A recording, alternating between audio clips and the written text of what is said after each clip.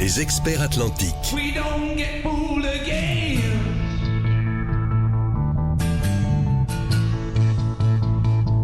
Les experts atlantiques avec Bader Saoudi. Le tourisme national est alité. Il vivote à coups de plans de relance et d'aide au secteur, mais le trafic interfrontalier est en chute libre. Les touristes marocains ou étrangers ne sont pas au rendez-vous. Les recettes font défaut et les professionnels, intermédiaires, hôteliers, artisans font pression et se tournent vers l'État. Nous en parlons ce matin et nous recueillons surtout vos témoignages comme toujours au 05 22 95 36 70 ou 80. Les experts atlantiques. Et comme d'habitude, nous avons 2 heures d'émission. Justement, ce vendredi, nous consacrons les experts atlantiques à nous intéresser effectivement au tourisme. Avec nous par téléphone ce matin, Fouzi Zmalani, vice-président de la Confédération nationale du tourisme. Et donc quelqu'un de bien placé effectivement pour nous parler du secteur et de ses problématiques. Je vous dis bonjour. Bonjour. Bonjour Fouzi Zmalani. Avant de passer, je le disais en introduction, aux questions d'auditeurs, surtout qui peuvent intervenir en deuxième partie d'émission, je voulais quand même, comme d'habitude, prendre un peu la température du secteur. Je sais que effectivement plusieurs intermédiaires, je le soulignais, qu'ils soient des guides, qu'ils soient des artisans, qu'ils soient tout simplement des restaurateurs en lien et qui profitent de l'activité touristique dans les villes. Je pense notamment à la ville de Marrakech où nous avons eu des témoignages dans cette émission justement de personnes qui étaient particulièrement en difficulté, qui avaient une activité en lien avec le tourisme. Je voulais simplement tout d'abord prendre un peu la température pour savoir ce qui vous remonte, vous, à votre échelle dans la Confédération nationale du tourisme. Alors effectivement, nous avons une situation qui est très compliquée, mais vraiment très compliquée, avec cette crise qui perdure, cette crise aujourd'hui qui reprend un peu du poil de la bête avec la recrudescence des cas Covid, non pas seulement au Maroc, mais également au niveau de l'Europe et de tous les bassins émetteurs. Et aujourd'hui, on a de moins en moins de visibilité et on commence à se poser de réelles questions sur une reprise ou une relance du secteur du tourisme. Vous avez raison de souligner le nombre d'acteurs qui gravitent autour du secteur du tourisme, directement ou indirectement, et cette crise a vraiment aujourd'hui fait découvrir aux gens qui ne le savaient pas que le tourisme est un point très important de l'économie marocaine, qu'il fait vivre énormément de familles. Aujourd'hui, de manière directe ou de manière indirecte, on s'en est rendu compte. Et certaines destinations ont été plus touchées que d'autres, notamment la destination de Marrakech qui, elle, vit principalement du tourisme. Aujourd'hui, elle est complètement à l'arrêt. Oui. Et on ne voit pas du tout aujourd'hui comment se dépêtrer, comment sortir de ce truc-là. Si ce n'est aujourd'hui qu'il va falloir, à mon humble avis, partager avec un certain nombre de confrères et de consoeurs, c'est que le coronavirus est là, il est là pour longtemps, et qu'il va falloir apprendre à vivre avec. Et il va falloir vivre avec, cela veut dire qu'il va falloir se remettre au travail en respectant les mesures sanitaires, en mettant en place les protocoles tels qu'ils ont été édictés par l'Organisation mondiale de la santé. Et puis surtout, un mot qui doit être important aujourd'hui, nous devons nous faire confiance les uns aux autres. Que ce soit le gouvernement avec les gouvernés, on doit se faire confiance aujourd'hui. Que ce soit nous-mêmes entre nous, entre passionnés du tourisme et consommateurs du tourisme, nous devons instaurer la confiance. Et pour instaurer la confiance, il faut mettre en place des gestes barrières qui permettront de lever la méfiance qu'il peut y avoir entre deux personnes quand elles se rencontrent, entre deux prestataires quand ils se rencontrent. Oui. Oui, je voulais rebondir parce que vous avez, prononcé, le mot qui fâche et effectivement qui est la cause de toutes les difficultés qu'on a pu connaître dans énormément de secteurs d'activité, mais particulièrement dans le tourisme, puisque les frontières étaient fermées pendant une durée assez longue et puis les recettes attendues pendant l'été n'étaient pas au rendez-vous. Les touristes attendus à la fin de l'été, lorsqu'on espérait justement se débarrasser de l'épidémie, n'étaient pas au rendez-vous également. Et puis il y a ce chiffre, qui inquiète énormément de personnes, justement à l'échelle nationale, puisque effectivement, ce mercredi, il y a eu des records de cas, et puis lorsqu'on pensait se débarrasser effectivement de l'épidémie, on se rend compte qu'elle est toujours là, et que même si le taux de létalité n'est pas en augmentation, disons que le nombre en valeur absolue de personnes atteintes et qui risquent de décéder effectivement à cause de cette épidémie ne cesse d'augmenter, alors que beaucoup de spécialistes prédisaient l'inverse. Je ne sais pas comment vous accueillez ce type d'informations, mais en tout cas, c'est dans l'esprit de chacun, ce qui fait que la perspective de la reprise, c'est également légèrement éloigné, que l'on soit dans l'événementiel, dans le tourisme, ou tout simplement que l'on ait une activité qui soit en lien avec justement, je pense au domaine publicitaire et ainsi de suite. Effectivement, franchement aujourd'hui, on se pose vraiment la question sur comment appréhender l'avenir, de quelle manière et de quelle façon. Il y a une solution aujourd'hui, un début de solution qui peut être mise en place, c'est essayer de reprendre entre nous, entre Marocains, et de libérer un peu les énergies et de permettre aux personnes qui travaillent de reprendre une activité, normale, entre guillemets, parce qu'elle ne sera jamais normale tant qu'on n'aura pas recouvré l'ensemble de notre activité. Pour cela, il va falloir lever les contraintes de mobilité qu'il y a aujourd'hui dans le Maroc. Aujourd'hui, les gens ne sont pas confinés, mais ils sont bloqués dans leurs destinations respectives. Ils ne peuvent pas bouger. Bouger d'une ville à une autre, aujourd'hui, demande énormément d'efforts. Il faut faire un papier, il faut aller voir le pacha, il faut demander l'autorisation. Il y a des tonnes de papiers qu'il va falloir préparer. Et on connaît bien l'administration marocaine. Non, c'est en soi dissuasif. Vous avez mis le doigt dessus, effectivement. C'est rien que le fait qu'il y ait des démarches, ça dissuade énormément de personnes de se déplacer. Mais c'est pour des raisons effectivement sanitaires, oui. Les experts atlantiques. Posez vos questions au 05 22 95 36 80. 05 22 95 36 80. Bader Saoudi. Nous sommes à nouveau de retour dans cette première partie d'émission, toujours par téléphone avec Fouzi Zmalani, vice-président de la Confédération nationale du tourisme. S'il fallait le rappeler pour ceux qui viennent de nous rejoindre, nos auditeurs effectivement peuvent témoigner. Nous avons eu quelques justement expériences partagées sur cette antenne, notamment ce qui concerne les acteurs du tourisme, notamment dans la ville de Marrakech. Je me souviens particulièrement d'un témoignage d'une maison d'hôtes effectivement qui a dû fermer. Et puis les chiffres que j'ai toujours en tête, puisque nous avons effectivement également participé à une émission sur ces thématiques-là, et on sait que moins de 10% des acteurs touristiques ont dû reprendre leur activité, notamment dans la ville de Marrakech. Sur ce point précis, c'est pour ça que je voulais dans cette première partie faire le point ou le bilan de ce qui se passe, ou prendre un peu la température de ce qui se passe effectivement réellement sur le terrain. Fouzi Zmalani, si vous m'entendez bien, je voulais vous faire réagir par rapport à ce chiffre-là. Je crois sur les 1100 établissements hôteliers à Marrakech, une soixantaine ou 70, un peu aux alentours de ce chiffre-là, seulement ont repris leur activité.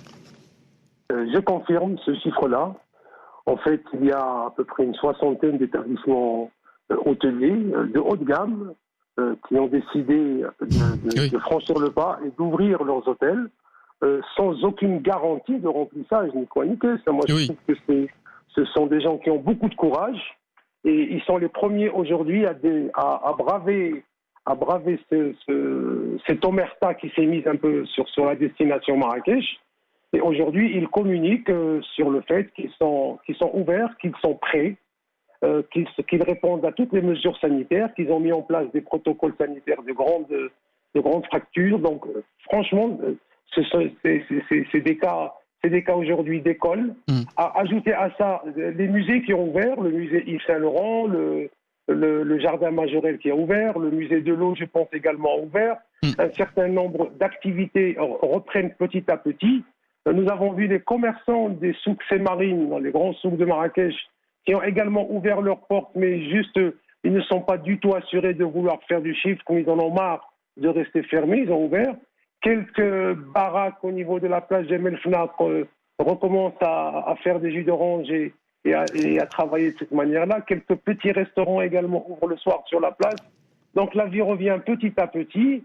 Cela ne veut pas dire que nous sommes en pleine reprise, en pleine relance, mais les gens en ont marre de rester confinés. À se croiser les bras, effectivement. À se croiser les bras, et puis ils veulent vraiment gagner leur vie dignement, parce que les avantages qui ont été accordés par le CVE, les 2000 dirhams, les l'accompagnement et tout ça, c'est bien, mais les gens ont beaucoup plus besoin de travailler que de tendre la main et de prendre de l'argent. Donc, ils ont besoin de reprendre goût à la vie, de redonner un peu de vie à cette destination Marrakech, qui attend juste que les choses se remettent en place pour revivre de la meilleure des manières qui soit, en faisant encore une fois attention à toutes les mesures barrières et en mettant en place les protocoles qu'il faut. Les experts atlantiques. Posez vos questions au 05 22 95 36 80. 05 22 95 36 80. Bader Saoudi. De retour sur le plateau d'Atlantique Radio à nouveau, nous sommes, pour ceux qui nous rejoignent à l'instant, avec Fouzi Zmorani, vice-président de la Confédération Nationale du Tourisme. Je vous redis bonjour. Bonjour. Parfait, Fouzi Zmorani, nous en étions au diagnostic. Justement, on parlait spécifiquement de la ville de Marrakech qui a particulièrement souffert, puisqu'il y avait effectivement quelques mouvements de protestation parmi les professionnels divers qui sont engagés dans l'activité touristique et qui justement demandaient à ce que leur situation soit également prise en considération.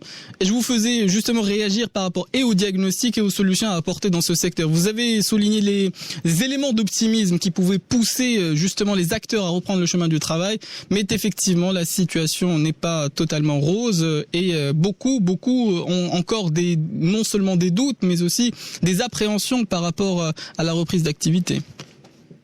Effectivement, de toutes les manières, ce n'est pas quelque chose de spécifique à la destination Marrakech ou au Maroc.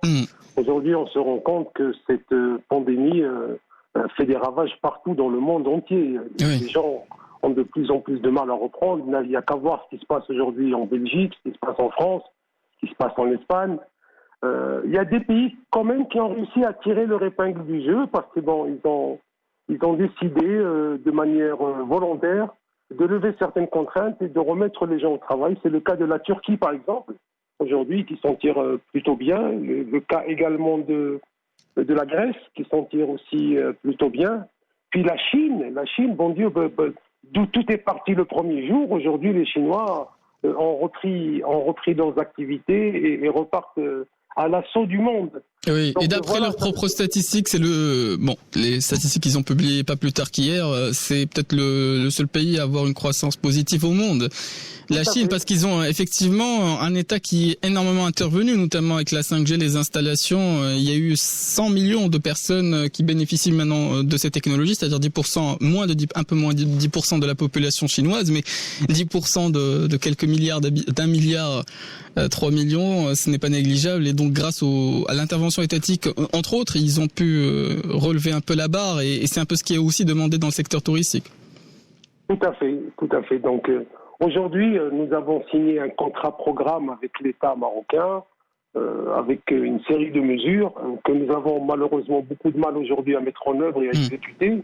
On en est encore qu'au balbutiement et ce retard va être préjudiciable à toute reprise parce que nous avons bien peur que d'ici là, il y a beaucoup d'entreprises qui passeraient l'arme à gauche, donc qui vont disparaître et ça fera beaucoup de mal pour une reprise prochaine, parce que ces gens-là ne seront pas au rendez-vous lorsque la relance sera mise en place. Donc, il faut aujourd'hui, autant que faire se peut, essayer de protéger cet outil de production, essayer de garder ces ressources humaines qui ont fait le tourisme marocain, il faut le reconnaître, dans toutes les entreprises, qu'elles soient petites ou grandes.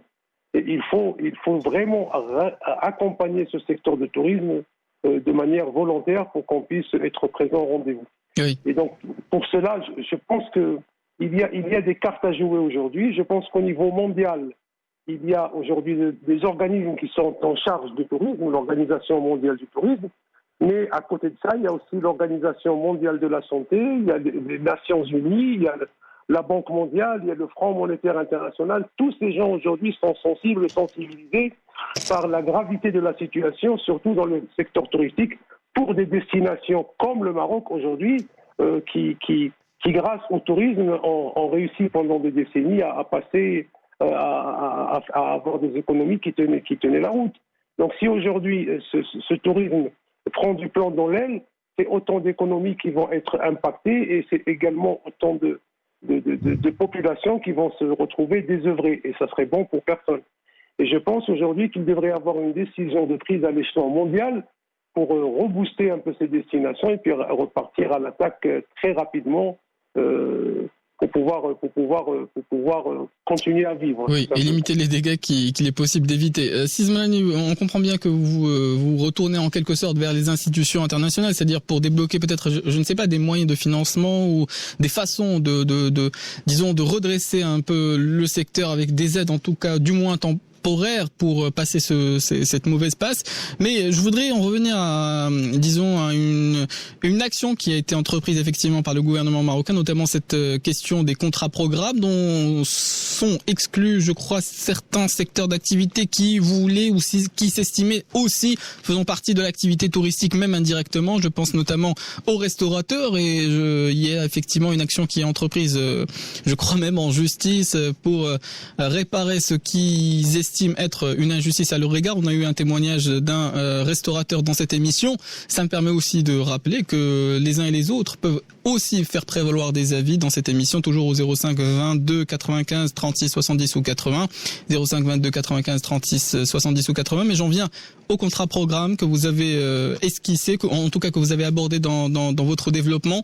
Le contrat programme, c'est effectivement un mot générique, mais les uns et les autres ne savent pas exactement en quoi cela consiste. C'est-à-dire, s'il fallait se placer du point de vue des opérateurs touristiques, on pense notamment aux hôteliers, aux établissements hôteliers, aux auberges, etc., à tous les acteurs, comment peuvent-ils en bénéficier concrètement et en quoi cela consiste? Je crois que ce sera débattu au Parlement, parce que ça fera l'objet du PLF qui sera en discussion.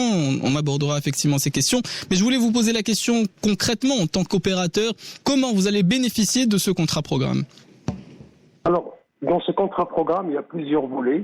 Le premier volet, ça a été essayer de sauvegarder les ressources humaines. C'est la mise en place de cette mesure de 2000 dirhams, qui est en fait un complément de salaire qui sera donné aux salariés des entreprises qui s'engagent à garder 80% de leurs effectifs et de ne pas les licencier. Donc ceci est très important parce qu'il y a des gens qui ne comprennent pas qu'il y a des contreparties. Oui. Il y a des contreparties aujourd'hui. Une entreprise ne peut pas se délester de l'ensemble de son personnel malgré la crise. Vous savez qu'aujourd'hui, il y a des entreprises touristiques qui font 0% de chiffre d'affaires, c'est-à-dire qu'ils ne facturent pas, qu'ils n'ont pas de clients, qu'il n'y a rien. Qui ont fermé, tout simplement. On en parlait en début d'émission. Oui. Qui ont fermé, mais c'est des personnes aujourd'hui qui continuent à avoir une masse salariale qu'ils payent tous les mois, en les faisant travailler, en déclarant qu'ils travaillent un certain nombre de jours par mois pour pouvoir les faire bénéficier justement de ces 2000 dirhams donnés par l'État, mais que l'entreprise continue également à payer sur ses propres deniers pour pouvoir avancer. Alors pour cela, bien sûr, il y a eu des crédits à taux très réduits qui ont été décrétés dans le cadre du contrat programme. Pour soulager la trésorerie, ça c'est ce qui a été dit. Absolument, pour soulager la trésorerie. Mais ce qu'il faut savoir, c'est que toutes les entreprises touristiques n'ont pas pu bénéficier de ces crédits. Parce que ces crédits sont soumis il y a quelque chose aussi que les gens doivent savoir, c'est que n'en bénéficieront que les entreprises qui ont été directement impactées par la pandémie. C'est-à-dire une entreprise qui avait déjà du plomb dans l'aile avant la pandémie, aujourd'hui, ça l'a achevée parce qu'elle n'a même pas le droit d'avoir accès à ce crédit-là. Et je trouve que c'est quand même dommage parce que c'est pas... il faut vraiment tendre la main à toutes les entreprises qui ont envie de se battre. Parce que parmi ces gens-là, il y a la crise actuelle est une crise conjoncturelle, elle n'est pas structurelle. C'est la conjoncture qui veut et on devrait aujourd'hui tendre la main à l'ensemble d'entreprises. Alors pour revenir aux gens qui travaillent dans le secteur du tourisme, mais qui n'ont pas pu bénéficier de ces aides, notamment les restaurateurs, notamment les intérimaires du tourisme, c'est-à-dire des gens qui travaillent dans les boîtes d'intérim, qui n'ont pas pu bénéficier.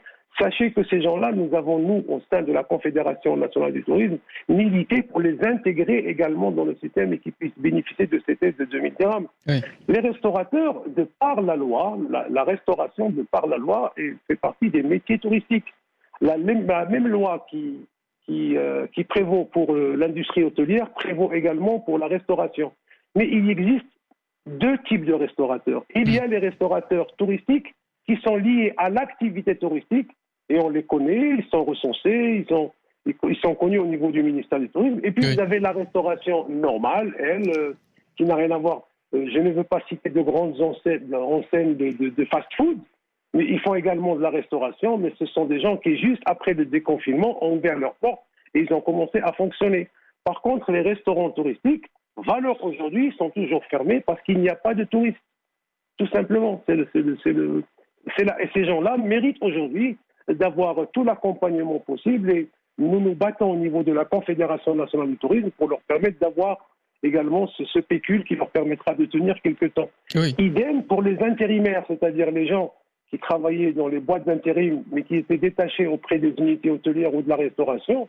Ils méritent également, les salariés de ces boîtes d'intérim méritent également d'avoir leur part pour pouvoir tenir le coup. Et on se bat également pour eux. Mais tout cela aujourd'hui est en train de se mettre en place. Vous savez, cette crise est arrivée de façon incongrue. Elle a attaqué de plein fouet le secteur. Et là, on retrouve un certain nombre de dysfonctionnements au sein du secteur du tourisme avec des choses qu'on appréhendait mais qu'on ne connaissait pas. Aujourd'hui, elles sont mises à nu. Et il va falloir leur trouver une solution le plus rapidement possible parce que ce serait quand même dommageable de perdre des ressources humaines qualifiées. Oui, et on a, si j'ai bien compris, si Fouzi Zmalani, deux volets. Vous avez dit qu'il y avait effectivement des contreparties. Oui. Alors, il y a la deuxième partie, c'est la partie du crédit. Je vous ai parlé du crédit. Oui, et du financement, effectivement. Mais il y a également le crédit relance et le crédit relance hôtellerie qui s'adresse directement aux hôteliers qui ont aujourd'hui besoin de trésorerie, d'abord pour faire face à leurs charges, et puis en même temps pour essayer vous savez, le fait d'ouvrir un hôtel dans des conditions Covid aujourd'hui avec un label Covid Safe, ça coûte de l'argent. Donc tous ces gens-là aujourd'hui, c'est des centaines de milliers de dirhams qu'il va falloir mettre en place, sans être assurés d'avoir des clients dans les jours qui viennent.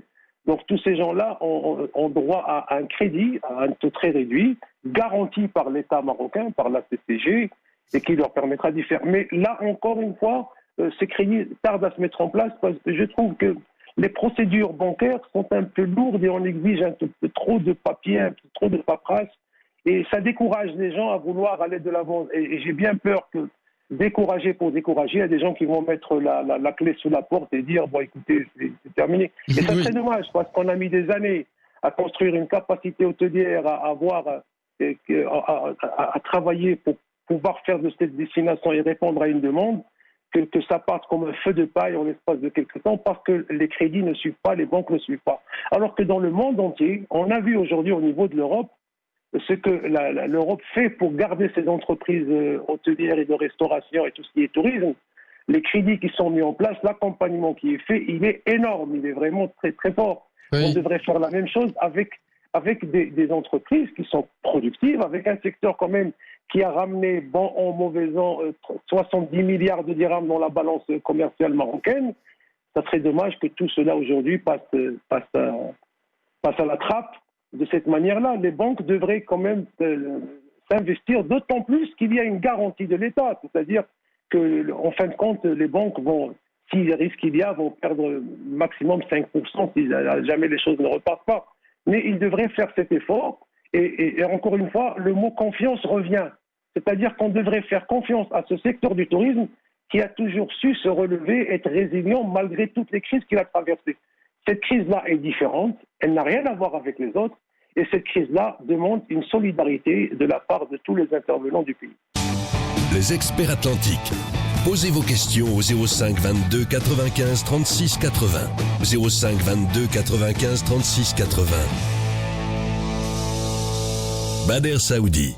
De retour sur le plateau d'Atlantic Radio dans cette troisième partie d'émission, même s'il nous reste effectivement 1 heure d'émission pour parler, pour déblayer toutes les problématiques liées au secteur touristique. Nous avons avec nous à l'antenne Fouzi Zmalani par téléphone, il est vice-président de la Confédération nationale du tourisme.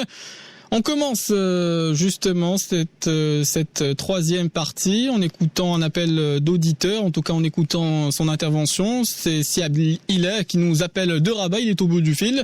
Il veut intervenir, qu'il pose une question, qu'il partage une expérience ou qu'il témoigne tout simplement. On est à son écoute, je vous dis bonjour. Bonjour, c'est Saoudi. Bonjour, Sismarani. C'est plutôt une question et éventuellement une discussion. Nous sommes dans une crise, aussi bien pour le consommateur que pour le producteur, si je puis me permettre. Est-ce que le fait de pomper de l'argent dans les entreprises est véritablement la solution, puisque la consommation, plutôt le client, pour le cas du tourisme, continuera à manquer, parlant de tourisme national, de tourisme interne et également du tourisme international qui subit un certain nombre de contraintes de déplacement, etc. Parce que le fait de donner de l'argent aux hôtels aujourd'hui, certes, certains en ont besoin pour se maintenir, pour l'entretien, pour la maintenance, etc. Mais quid du client qui ne se pointera pas, ce qui pourrait éventuellement justifier les craintes des banquiers de ne pas accélérer le déboursement des aides que l'État a mobilisées. Donc, est-ce qu'il ne serait pas plus judicieux, puisque nous sommes dans ce qui est appelé aujourd'hui le rectangle consommateur de l'offre et de la demande, ce serait pas plus judicieux de pomper un peu plus d'argent dans la consommation qui, elle, viendrait le déverser dans la production, dans l'offre. Oui, c'est un peu ce qui a été fait, cher auditeur, en tout cas en Europe et aux États-Unis, où des milliers de milliards ont été déversés justement pour soutenir l'activité, que ce soit à travers les banques ou que ce soit à travers des plans de relance engagés par les différents États. Je crois que c'était 120 milliards en Allemagne, 100 milliards en France et à l'échelle européenne 750 milliards. À l'échelle des États-Unis, c'était par milliers de milliards.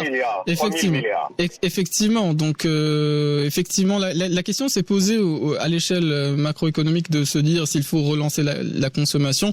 Je ne sais pas en tout cas l'avis ou le point de vue de la Confédération nationale du tourisme. Ça tombe bien, nous avons Fouzi Zemrani qui peut-être nous éclairer sur le sujet pour savoir quelle a été la ligne de défense, quelles ont été les revendications du secteur touristique lorsqu'il y a eu les réunions qui se sont enchaînées, puisque contrat-programme a eu lieu, donc nécessairement il y a eu des réunions avec les autorités. Je ne sais pas quelle a été la parole, on lui pose directement la question, si Fouzi Zemrani. Je suis entièrement d'accord avec Steve. Il a dans la réflexion qu'il a poussée. C'est la question que nous-mêmes on s'est posée au niveau de la Confédération nationale du tourisme. Je voudrais d'abord que vous sachiez que lorsque nous avons commencé à parler avec le gouvernement et par l'intermédiaire du ministère du Tourisme, nous ne pensions pas que cette crise allait s'éterniser comme elle le fait aujourd'hui. Nous pensions réellement qu'il pouvait y avoir une trêve durant l'été, qu'il y aurait une reprise avec le tourisme national. Malheureusement, le tourisme national n'a pas été au rendez-vous pour des raisons que vous connaissez tous. Oui, de pouvoir d'achat, d'inquiétude, effectivement. Le pouvoir d'achat, d'inquiétude, et puis surtout les décisions qui ont été prises par le gouvernement avec la fête de l'Aïd, où il fallait... on a arrêté la mobilité des gens, donc on a arrêté complètement... La saison d'été a été complètement tuée, il n'y a pas eu de saison d'été. Oui. Ensuite, dans notre relance, nous pensions également que les marchés internationaux allaient reprendre à partir du mois de septembre. Or, il s'est avéré qu'à partir du mois de septembre, les marchés ont commencé à s'écrouler les uns les autres. Oui, et on a parlé de deuxième vague aussi, donc en Méditerranée, en Europe aussi. Donc aujourd'hui, tous les scénarios ou les suppositions qu'on avait pensées dans le cadre de ce contrat-programme sont en fait tombés dans l'eau. Je vous rappelle que dans le contrat-programme, il y a également le troisième volet dont je voulais vous parler, c'est le volet promotion du Maroc. Donc il y a un budget conséquent qui a été alloué à l'Office national marocain du tourisme pour faire la promotion du Maroc au moment de la reprise. Or, cet argent est toujours au sein aujourd'hui de l'Office national marocain du tourisme qui ne l'a pas engagé, et pour cause, on ne peut pas engager de l'argent tant qu'il n'y a pas de visibilité. Imaginez si l'ONMT avait commencé à faire des campagnes publicitaires à tout berzingue, sachant pertinemment que le ciel était fermé, que les frontières étaient fermées, que le tourisme n'arriverait pas. Donc tout cela aujourd'hui a fait qu'il y a un retard à l'allumage pour une certaine reprise. Et c'est vrai qu'aujourd'hui, si on doit financer le secteur du tourisme par de la dette, parce qu'en fait on va endetter les entreprises touristiques, je trouve que c'est un peu criminel parce qu'on ne va pas demander à des gens de s'endetter, de prendre des crédits qu'ils ne pourront de toutes les manières pas rembourser, et ça serait dommage, même pour l'État qui garantit, ça ne serait pas une bonne chose. Moi, je pense qu'on devrait tous être responsables, et c'est pour ça que nous militons aujourd'hui pour lever toutes ces contraintes aujourd'hui qui empêchent les gens de travailler. Je ne dis pas qu'il faut faire fi des mesures sanitaires, il faut les maintenir, il faut être très vigilant. Mais en même temps, il faut que les gens se remettent au travail, il faut qu'on redonne... Est-ce que je suis encore avec vous? Oui, on vous écoute si vous voulez réagir à ce qui a été dit. Zmerani, est-ce qu'il n'est pas question aujourd'hui, est-ce qu'il ne faut pas penser à un autre type de tourisme, une autre façon de l'entreprendre? La crise est avec nous. Aux États-Unis, on parle de la 3e vague. Au Maroc, elle va arriver. Elle va arriver, on voit ce qui se passe à l'extérieur. On était à quelques centaines, aujourd'hui on dépasse les 3000. Non seulement la crise du Covid va revenir, je ne le souhaite pas bien sûr, personne ne le souhaite, mais les réalités sont là et elles sont têtues. Mais il y a une autre crise qui risquerait d'arriver, c'est tout l'impact de l'utilisation des médicaments qui en fait provoque beaucoup plus de dégâts qui ne résout de problèmes. Est-ce qu'il ne faut pas revoir la stratégie touristique? Vous parlez de clientèle. Il n'y aura pas de clientèle à court terme. Oui, à court terme. Donc, nous sommes un pays ouvert. Nous sommes un pays qui a un énorme potentiel, en termes de paysage, en termes d'ouverture. Est-ce qu'il ne faudrait pas revoir votre stratégie, que la fédération, avec le gouvernement bien sûr, avec les banques, parce qu'il s'agit de tout le monde. Si vous ne consommez pas, les banques ne donnant pas, ne produisant pas d'intérêt, etc. Et est-ce qu'il ne faut pas, à mon sens, s'asseoir autour de la table et sortir des sentiers battus? Donnez-nous de l'argent pour survivre. Non. Produire autre chose. Le faire d'une autre façon.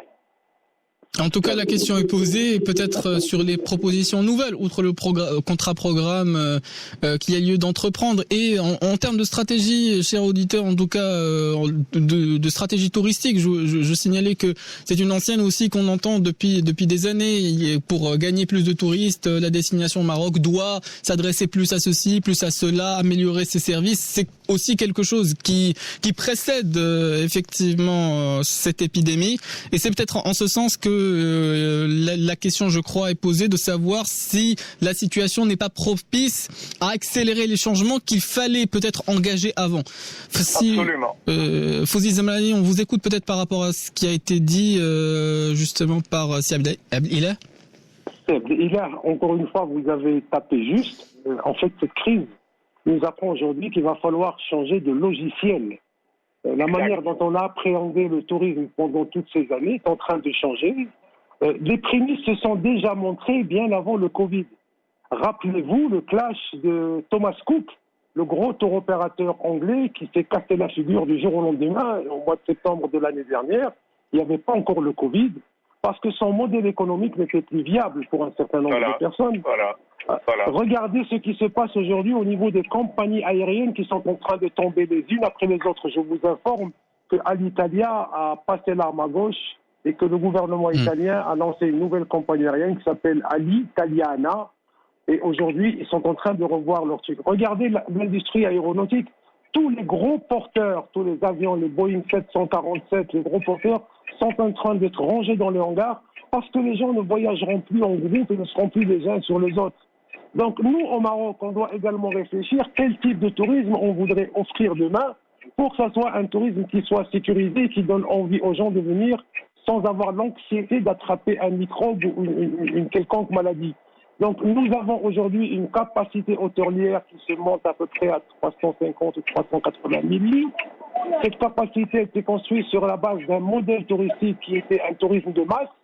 Lequel tourisme de masse aujourd'hui va être complètement remis en question pour un tourisme de qualité où les gens voudront voir de grands espaces, voyager autrement, pouvoir respirer librement. Et tout cela aujourd'hui, sachez qu'au sein de la Confédération nationale du tourisme, on y réfléchit de jour en jour et on essaie d'impliquer avec nous non pas les acteurs traditionnels du tourisme que vous connaissez tous, mais on s'ouvre également vers d'autres horizons, notamment aujourd'hui les enseignants chercheurs, Et on aimerait bien avoir des enseignants trouveurs également qui trouvent également des solutions.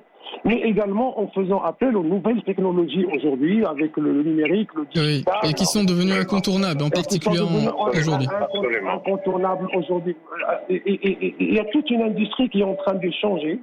De main en main avec la montée en gamme de nouveaux acteurs qui sont rentrés aujourd'hui dans le tourisme. Vous savez, le vieux logiciel, il faut le mettre de côté, il faut repartir en avant.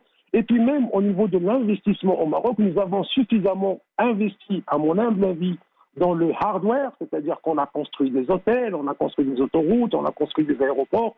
Il serait temps aujourd'hui de penser à investir dans le software. Et le software, ce sera l'arme de demain. Aujourd'hui, les Chinois qui ont déjà repris, ils l'ont repris comment? Parce qu'ils ont réussi à maîtriser et le hardware et le software.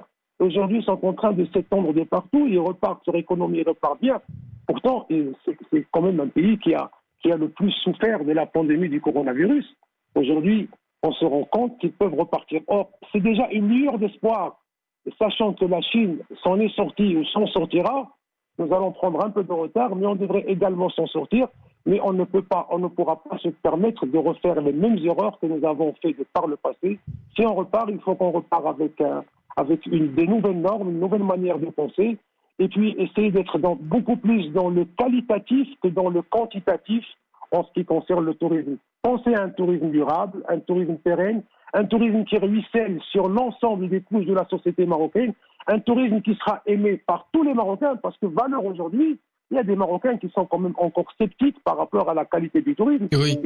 On a vraiment un problème à régler, et profitons de cette crise pour le régler déjà entre nous Marocains, pour se dire, est-ce que ce tourisme est important? Moi, personnellement, je suis persuadé que c'est un excellent levier économique et social, à condition qu'il soit utilisé à bon escient, qu'on ne soit pas juste dans le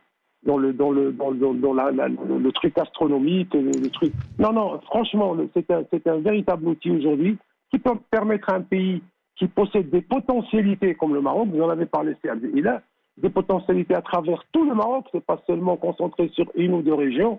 Il va falloir les mettre à profit, faire la promotion qu'il faut, mais une promotion ciblée vers des personnes, peut-être travailler beaucoup plus sur les niches que sur les grandes masses, mais donner de la qualité et faire de ce pays vraiment un exemple de pays à visiter, comme d'autres pays ont réussi ailleurs.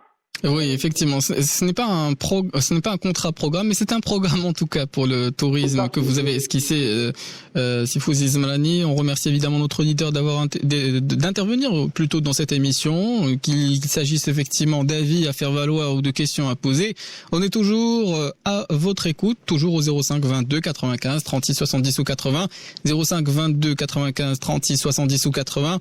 Nous parlons effectivement dans cette émission pour justement encore une trentaine de minutes de temps, effectivement, de toutes les questions relatives au tourisme. Nous en profitons puisque, pour ceux qui viennent de nous rejoindre, nous avons avec nous Fouzi Zmlani, vice-président de la Confédération nationale du tourisme.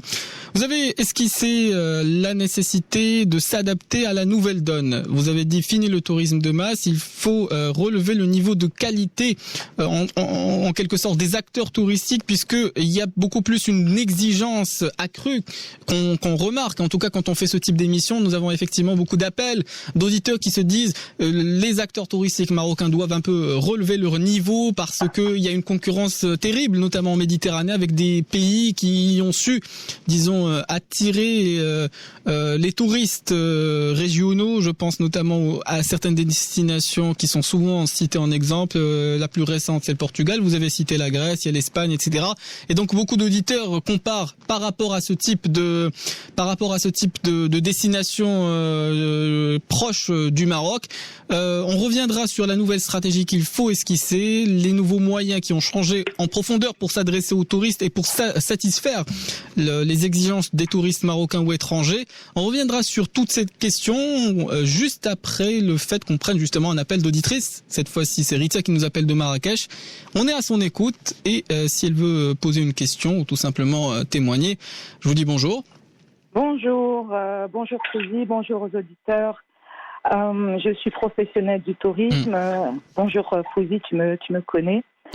Écoutez, les faits sont là. Et il ne faut pas chercher des réponses où on a les réponses, il faut savoir les lire entre les lignes. Aujourd'hui, l'Europe va se refermer, va se replier pour protéger leur consommation de Noël. Il va y avoir l'équivalent de l'Eid al-Kibir en Europe autour des fêtes de Noël. Et il faudra compter 14 jours plus tard pour pouvoir évaluer les risques de contact. À partir de ce 14 janvier qu'on va estimer où l'Europe va se relever des fêtes de Noël avec peut-être une deuxième vague encore plus lourde. Ça nous ramène probablement au mois de mars. Je parle du tourisme international. Ça nous ramène probablement au mois de mars. Après mars, nous avons le mois de Ramadan et on sait très bien que c'est une fréquentation qui est assez basse au niveau du tourisme au Maroc. Ce qui nous ramène au deuxième trimestre de l'année 2021 et au mieux au troisième ou début du quatrième trimestre 2021. Donc là, le trou est béant et les dates sont là, les échéances sont là, elles sont là. On ne reprendra pas en termes de tourisme national avant mars ou au mieux fin juin 2021. Je suis tout à fait d'accord avec Fouzi, l'endettement ne sera jamais une solution à la relance. Parce que si je prends un prêt, je vais hypothéquer un chiffre d'affaires sur l'année 2021 qui est précaire et qui ne donne aucune garantie.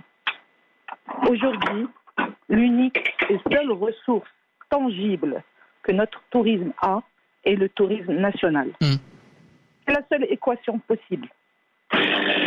C'est la seule équation possible. Parce que l'Europe est en difficulté. Et nos confrères, nous sommes en train de perdre nos confrères à l'étranger. Nous ne sommes pas les seuls en souffrance. Mais c'était le sens de l'intervention de Fouzi Zmrani, effectivement, qui soulignait ce fait qu'il s'agit d'un secteur globalement, mondialement en crise. Liés. Oui. Nous sommes liés. Non seulement nous perdons des parts de marché, mais nos confrères, nos agences émettrices sont en souffrance. À la fin du mois de mars, toutes les cartes vont être redonnées, redistribuées. Seuls les très grands, les très gros, qui ont de la capacité, de la trésorerie, vont survivre. Les petits indépendants, que ce soit au Maroc ou à l'étranger, vont disparaître. On n'espère pas, mais effectivement, ce n'est pas simple. C'est une logique implacable. La clientèle n'existe pas en Europe, dans le monde, et chez nous. C'est une logique implacable.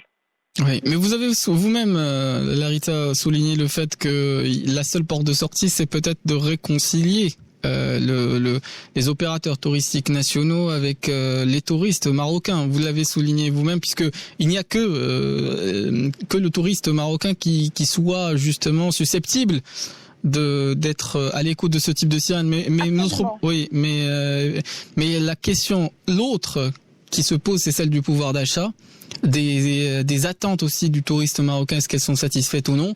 Et là, c'est effectivement un chantier aussi abordé justement par les opérateurs touristiques avec les autorités de tutelle pour savoir comment répondre à cette offre touristique, comment la promouvoir, est-ce qu'on la promeut convenablement? Et là, ce sont effectivement d'autres questions. Fouzi Zmrani? Pour à ce dernier point que vous avez abordé, c'est Badr. Oui. Dans le contrat programme, nous avons également demandé, nous avons milité pour que le pouvoir d'achat du Marocain soit revu à la hausse parce que le produit touristique marocain ne correspond pas tout simplement au pouvoir d'achat du Marocain lambda. Exact. Il y a une petite frange de la population qui peut se permettre de consommer le tourisme marocain qui reste cher pour la bourse marocaine. Et cela fait des années que moi, personnellement, je milite et je me bagarre pour mettre en place des aides d'État pour les foyers moyens pour qu'ils puissent également profiter de ces vacances. Et c'est la raison pour laquelle a été instauré le chèque vacances dans le cadre justement de ce contrat programme qui verra le jour prochainement. Alors, le principe du chèque vacances, comme il a été mis en place dans certains pays, notamment la France, c'est un coup de pouce qui est fait par, premièrement, les entreprises marocaines. Les entreprises marocaines qui doivent aider leurs salariés à avoir des vacances. Parce que valeur aujourd'hui, quand un salarié prend un congé, généralement il est tellement lessivé, il est tellement endetté qu'il n'a pas d'argent pour partir en vacances. Oui. Donc il ne passe pas des vacances, il est en congé mais il n'est pas en vacances. Et s'il doit aller chez la famille elle est dans le même état que lui. Vous savez, aujourd'hui les Marocains sont de plus en plus refroidis de recevoir de la famille parce que c'est un budget, il faut les nourrir, il faut les loger, il faut les sortir. Et puis les Marocains aimeraient bien également pouvoir profiter. Alors le principe du chèque vacances, c'est une aide de l'entreprise qui sera également bonifiée par le salarié lui-même qui doit mettre de l'argent de côté pour ses vacances. Je sais que les Marocains sont capables de le faire. Je parle du Marocain moyen, je ne parle pas du Marocain qui a un salaire ou qui a de l'argent. Lui, ce problème-là ne le touche pas. Mais le Marocain moyen aujourd'hui a besoin de ça et de pouvoir consommer un produit touristique. Oui. Les experts atlantiques. Posez vos questions au 05 22 95 36 80. 05 22 95 36 80. Bader Saoudi. De retour sur le plateau d'Atlantique Radio, nous avons encore, pour ceux qui viennent de nous rejoindre, une vingtaine de minutes pour intervenir, pour effectivement expliciter les problématiques liées au tourisme dans ce contexte bien difficile. Avec moi ce jeudi, Fouzi Zemalani, vice-président de la Confédération nationale du tourisme. On remercie évidemment notre auditrice Ritza qui nous a fait l'honneur de participer à cette émission, toujours au 05 22 95 36 70 ou 80. Elle nous a fait l'honneur de patienter effectivement pendant cette courte pause musicale et cette pause d'information. On voulait revenir vers elle pour savoir si elle voulait réagir par rapport à ce qui a été dit et nous voulions aussi donner l'opportunité à Fouzi Zemalani de répondre peut-être sur la nécessité de se tourner, de cajoler encore un peu plus et un peu mieux surtout le tourisme marocain. On reviendra aussi sur ces propositions. Alors Lala Ritza, est-ce que vous vouliez réagir par rapport à la proposition de chèque vacances par exemple ? Oui. Fouzi a toujours été un précurseur dans les solutions qu'il a portées. Je le rejoins parfaitement. Je voudrais aussi rassurer la clientèle marocaine. Nous n'avons pas été au rendez-vous cette année, cet été, mais je voudrais les rassurer parce que tous les hôteliers ont mis en place des procédures nécessaires. Ils ont investi dans les procédures nécessaires. Ils ont mis en place toutes les procédures barrières et ont respecté à 100% le cahier des charges qui leur a été donné. Aujourd'hui, j'estime qu'il est beaucoup plus safe de passer un séjour en hôtellerie avec une distribution systématique de gel, de respect des distances sociales. Les chaises sont séparées à plus de 2 mètres, les chambres sont refaites. Aujourd'hui, il faut que vous ayez confiance. Consommer un produit hôtelier, vous êtes dans une sécurité absolue. Il faut remettre... Et en plus, en effet, les taux de remplissage ne sont pas tels pour constituer un danger, en tout cas pour les éventuelles personnes qui seraient intéressées à se tourner plutôt vers ce type d'offre. Donc, oui. J'encourage les gens à voyager. Je vais même dire à Marrakech, parce que Marrakech, peut-être, Fouzi, je parle sous son contrôle, il y a plus d'hôtels qui ont souffert de cette crise et qui n'ont pas eu de fréquentation. Donc on va dire qu'on ouvre une page vierge. Actuellement, on peut parler de reopening. On est dans une position de reopening dans la plupart des hôtels qui ont été en léthargie pendant plus de 7 mois. Donc ils n'ont plus de passif. Tout a été refait à blanc. Tout a été pensé pour une réouverture autour du 15 octobre. Encore un rendez-vous manqué, ce rendez-vous du 15 octobre. Mais je vous invite à comprendre qu'aujourd'hui, il est plus sûr de passer un séjour en hôtellerie classée, qui respecte vraiment les normes de sécurité, que d'aller dans un appartement ou d'aller en famille pour passer les vacances. Aujourd'hui, les hôtels offrent une sécurité optimale. Oui, parce qu'il y a effectivement des règles à respecter qui ont été édictées par le ministère de tutelle. C'était, je crois, pendant l'été. Vous avez parlé de rendez-vous manqués, mais peut-être de rattrapage nécessaire. Et je me retourne là en ce moment vers Fouzi Zemalani qui pourrait, et j'imagine qu'il veut réagir à ce qui a été dit, notamment puisque il avait amorcé un ensemble de propositions nouvelles qui pourraient relancer un peu le secteur touristique au Maroc en s'adressant aux Marocains notamment. Et je l'avais interrompu en ce sens puisque effectivement nous étions pressés pressé par le temps pour le flash d'information. Mais je reviens vers lui. Je reviens vers vous aussi, Fawzi Zmalani. Oui, donc je voulais rebondir sur la nécessité aujourd'hui de mettre en place un moyen de booster la demande nationale et surtout de donner du pouvoir d'achat aux Marocains qui en souffrent beaucoup.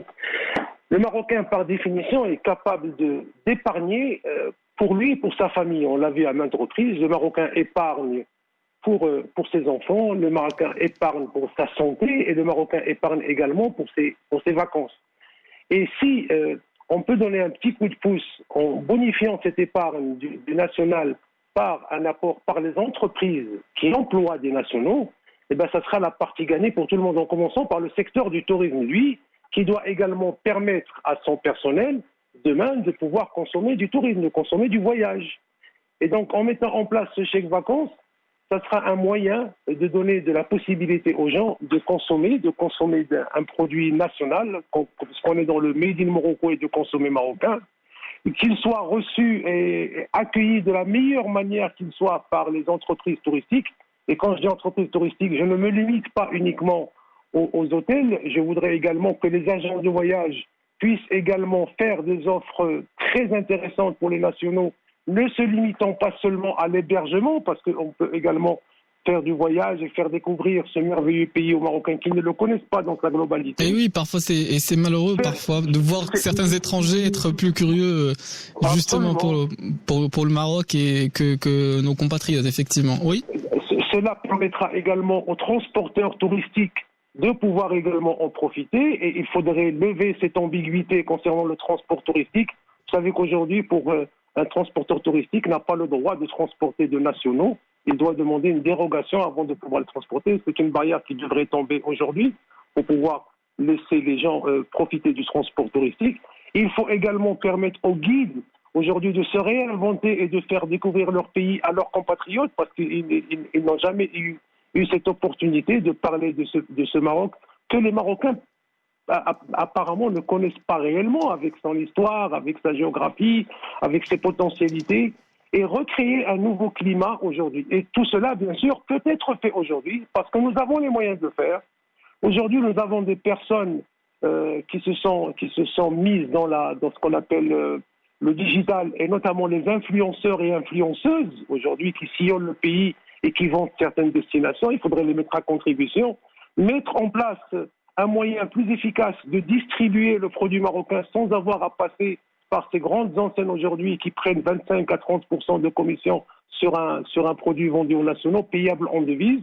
Donc il faut vraiment réfléchir aujourd'hui à une plateforme collaborative dans laquelle tous les Marocains pourraient achalander leur offre et tous les nationaux pourraient passer à travers cette plateforme pour réserver de manière sécurisée un séjour et un voyage. Et je pense qu'il y a un moyen de créer une émulsion. Ça ne va pas combler vraiment tout le déficit, mais ça sera déjà un début, parce qu'en commençant à consommer marocain, et si les Marocains se remettent à voyager dans leur pays, ça permettra peut-être aux étrangers de dire, tiens, c'est peut-être le moment d'aller visiter le Maroc, puisque les Marocains en profitent et que les Marocains sont là. Un touriste, quand il vient dans un endroit, s'il ne trouve que des touristes, il trouve que cet endroit est louche. Il dit, tiens, c'est un piège à touristes. Par contre, s'il rencontre des Marocains, il se dit, ah oui, c'est un bon truc, puisque même les Marocains y vont, donc c'est un bon moyen de visiter. Et puis, le voyage est souvent justement le moment d'aller au contact, disons, de l'altérité, de l'autre. C'est un peu un lieu commun que justement de le souligner. Et souvent, lorsque effectivement les touristes ne se retrouvent qu'entre touristes, il leur manque ce parfum local qu'ils espèrent, en tout cas pour certaines destinations comme le Maroc, qui ont justement du patrimoine à faire découvrir. Je reviendrai vers vous aussi, Zmalani, juste après le fait de prendre justement un auditeur qui nous a appelé, qui nous a fait le plaisir de nous appeler, c'est Abdeltef qui nous appelle lui de Kenitra. On est à son écoute, s'il veut poser des questions ou s'il veut intervenir, on reviendra vers lui. Il vient tout simplement d'avoir un léger problème technique. En tout cas, s'il veut intervenir, Ils peuvent toujours, les auditeurs, nous appeler pour une dizaine de minutes encore au 05 22 95 36 70 ou 80. Mais pour en revenir aux problématiques du tourisme local et de la nécessité de faire sentir en tout cas ce parfum local et spécifique et singulier de la terre marocaine, qu'est-ce qu'il y a comme proposition justement à faire valoir justement dans le secteur touristique, si Fouziz Malani? Alors aujourd'hui, il y a des tendances qui se sont dégagées avec ce confinement, des tendances de visiter des lieux qui étaient pratiquement oubliés des gens. Le littoral marocain. Le littoral marocain, je ne veux pas parler des grandes des stations Azur telles que Tarazout, telles que Saïdia. Et même Dakhla qui respire un peu. C'est un dernier, oui. Dakhla aujourd'hui est une tendance. Les gens y vont beaucoup et pourtant Dieu sait que ce n'est pas la porte à côté. Il y a quand même 2h30 de vol. Ça coûte de l'argent d'y aller là-bas, mais les gens ont envie de s'évader, de découvrir quelque chose parce qu'il y a des grands espaces. Et aujourd'hui, nous avons des côtes marocaines qu'on peut mettre en avant et c'est le travail qui a été fait par le Conseil régional du tourisme de Marrakech qui est arrivé à trouver différents itinéraires touristiques aujourd'hui, mais touristiques pas dans le sens péjoratif du terme, c'est-à-dire touristique, c'est-à-dire qu'il y a un attrait pour être visité. Donc il y a la route de l'océan, Ocean Drive, où les gens peuvent aller de Marrakech jusqu'à Safi, revenir vers Essaouira et redécouvrir un peu ces belles plages avec ces falaises somptueuses, avec des coins où on peut se baigner de manière tout à fait sécurisée. Oui. Et il y a aussi les parcours en montagne. Il y a aussi les parcours de randonnée. Oui. Il y a le parc du Toubkal que tout le monde connaît aujourd'hui, que vous savez, chaque année, le parc du Toubkal, avant la pandémie, arrivait à avoir jusqu'à 50 000 visiteurs qui venaient pour faire le trek dans le Toubkal. Oui. C'est aussi connu que les grands parcours de trek qu'il y a en Asie. Et il y a des adeptes pour la balade. Et en ce moment, c'est la grande période du trekking. Oui. On est en train de la rater avec cette histoire-là. Oui. Et là, je voudrais faire un clin d'œil à toutes les agences de voyage qui sont dans nature et aventure. Aujourd'hui, les agences de voyage qui organisent des petits circuits dans le Toubkal, dans l'arrière-pays, dans le désert, il y a des traversées somptueuses où on respire le grand air et on n'est pas les uns sur les autres. Et ça, c'est un tourisme de qualité qu'il faut mettre en avant et ça reste. Oui. Et on continuera à en parler avec vous, Fouziz Malani. Pour l'instant, justement, il y a Abdelatif qui nous a rappelé. Donc, on est à son écoute. S'il veut intervenir, il nous reste encore une dizaine de minutes ensemble pour effectivement interagir avec les auditeurs qui veulent intervenir. Je vous dis bonjour. Oui, bonjour. Bonjour, c'est Abdelatif. On vous remercie pour votre patience. Ça va, vous allez bien? Ça va très bien. Et Fouzi, il va bien aussi. Alhamdulillah. Alhamdulillah, peut-être que vous me connaissez, on se bien connaît, sûr, moi. Bien sûr. Il y a des voix familières. Ça va, mais voilà, j'ai une question. Vous êtes en train de défendre plus ou moins le tourisme national, mais moi je pense qu'il n'y a pas l'infrastructure pour le tourisme national aujourd'hui. On pense pas avec une visibilité à long terme. On passe toujours à court terme et on dit une fois que ça va reprendre, on oublie le tourisme national. C'est-à-dire il faut qu'il y ait une politique, c'est-à-dire une vision de l'État pour pouvoir développer ce tourisme, une plateforme qui pourrait aider, c'est-à-dire dans les moments difficiles, il peut aider le tourisme et l'hôtellerie en général pour survivre. C'est-à-dire au moment où on n'a pas de clients étrangers, on a au moins le local qui est là, qui pourrait donner, c'est-à-dire au moins un certain remplissage à nos hôtels, à animer nos villes. Voilà, moi j'ai toujours ça au cœur. Je dis voilà, on parle du tourisme national, mais finalement, une fois il y a une reprise, on pense à ce grand trio qui vient, qui ramène des clients à un très bas prix et puis quand on les mélange avec les nationaux, on commence à se demander pourquoi celui-là, il a ce prix-là, très bas, et moi je paye 3 fois son prix. Et on a eu justement beaucoup de témoignages en ce sens. La dernière fois qu'on a effectué, enfin qu'on a consacré l'émission justement des experts aux problématiques touristiques, il y a eu effectivement ce type de témoignages où des personnes se sont senties parfois discriminées sur. Il est toujours un cœur parce que je pense moi j'étais manager d'hôtel, je sais ce que c'est. Je suis marocain et je voudrais bien mettre le meilleur prix pour mon client. Mais il faut que, de par l'État aussi, de faire des efforts dans ce sens, c'est-à-dire avoir une infrastructure qui répond aux attentes du client national. C'est ça. C'est-à-dire, c'est pas aujourd'hui qu'on dit on est en crise, on peut pas. Il n'y a pas d'avion qui atterrit, et voilà, on va voir le tourisme national pour pouvoir dire voilà. Et puis, les obstacles administratifs aujourd'hui sur le Maroc, on a vécu ça depuis. Oui, les difficultés de déplacement intervilles, oui. Voilà, c'est dans mon intérêt. Mes salutations, c'est Fosé, parce que ça fait longtemps que je ne l'ai pas vu.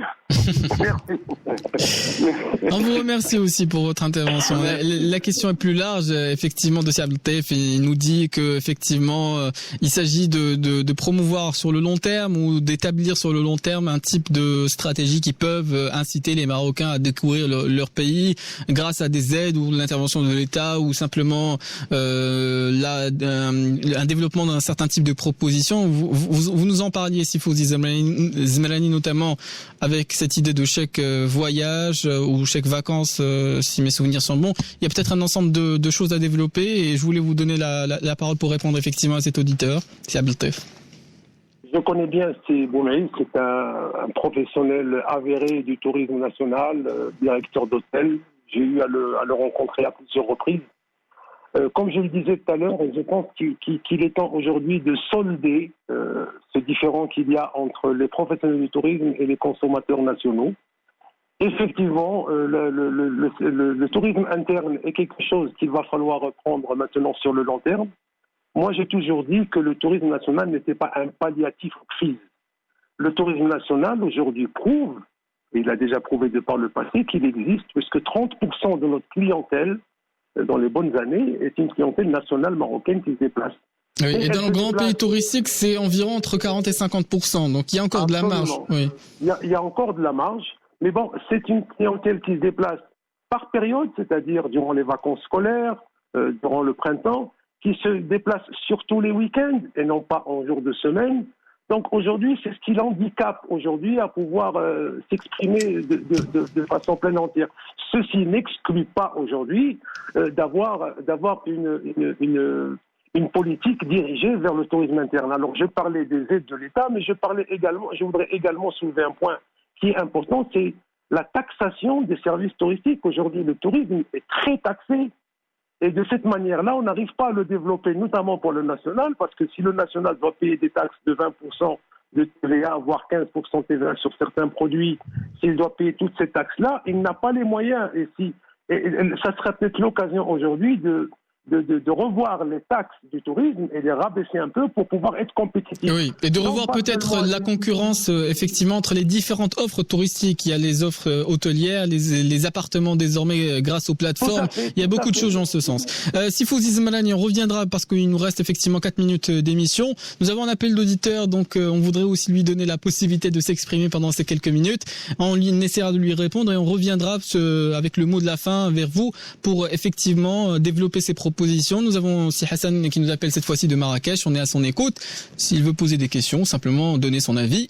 Je vous dis bonjour. Bonjour, c'est Hassan. Si vous êtes avec nous, justement, on vous écoute.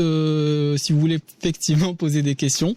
D'accord, voilà. Oui. Bonjour tout le monde. Bonjour. Moi, ce que je voulais dire justement à M. Zmelani, c'est que le tourisme marocain, malheureusement, il a été si vous voulez, négligé et même depuis très longtemps. Alors qu'on donnait des faveurs pour le touriste étranger, et c'est par exemple pour des prestations hôtelières d'une semaine, le Marocain devait payer pratiquement 3 fois plus. Et maintenant, on se reporte sur le tourisme marocain. Je pense qu'il va falloir faire beaucoup plus pour justement le ramener. Oui, effectivement, il y a des efforts à faire qui sont pas négligeables. C'était le sens aussi de ce que nous disions, si Hassan. Oui. Il n'a pas été uniquement négligé, mais des fois même méprisé. Vous allez voir, il y a plein de projets qui payent 3 fois moins que vous, et vous venez avec vos enfants, on vous donne pas de chambre. Oui, voilà. Vous estimez léser, effectivement. Aussi, Hassan, je vous rassure, dans cette émission, on a écouté effectivement ce type de témoignage et il y a eu un rappel, notamment de part des intervenants directs, notamment des professionnels de l'hôtellerie, qui ont mis le point sur l'illégalité de certaines pratiques discriminatoires en ce qui concerne le prix. C'est illégal. Premièrement. Deuxièmement, il y a effectivement la possibilité pour les touristes marocains de passer par les mêmes plateformes qui achètent justement des espaces en masse, c'est-à-dire notamment, pour ne citer que certaines plateformes bien connues sur Internet, qui permettent de payer parfois pour le tourisme marocain en devise.